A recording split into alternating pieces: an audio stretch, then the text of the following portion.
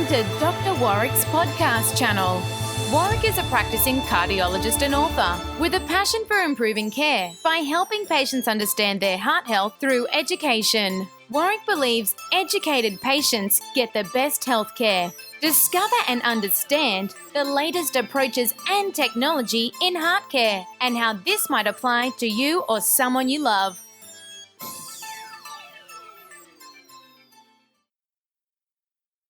Hi, my name is Doctor Warrick Bishop and I'd like to welcome you to my consulting room. Today I'd like to respond to a Facebook question, and the Facebook question was about some drugs, in particular warfarin and Prasugrel.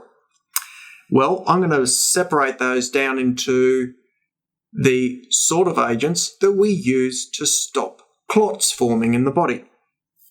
If you're really interested in this, then in about 6 months' time, I will have a new book on the market about atrial fibrillation.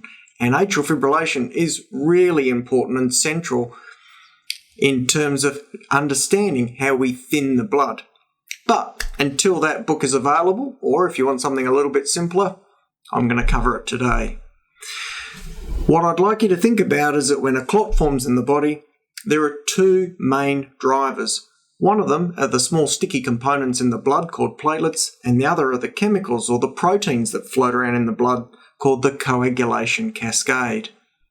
In terms of the platelets in the bloodstream, then these are the things that we don't want to clump together, and we use agents like aspirin, we use clopidogrel, we use ticagrelor, and we use Prasugrel. These are all called antiplatelet drugs, and they stop these small particles clumping together. These are mostly used in the arterial system, so stents, for example, people who have had carotid artery problems, people with coronary artery disease get the antiplatelet agents. The other group of agents that we use are to thin the blood through the coagulation cascade, or affecting the proteins involved in clot formation. Historically, and the most widely used and known, is warfarin. We've all heard of warfarin, and that is a blood thinner.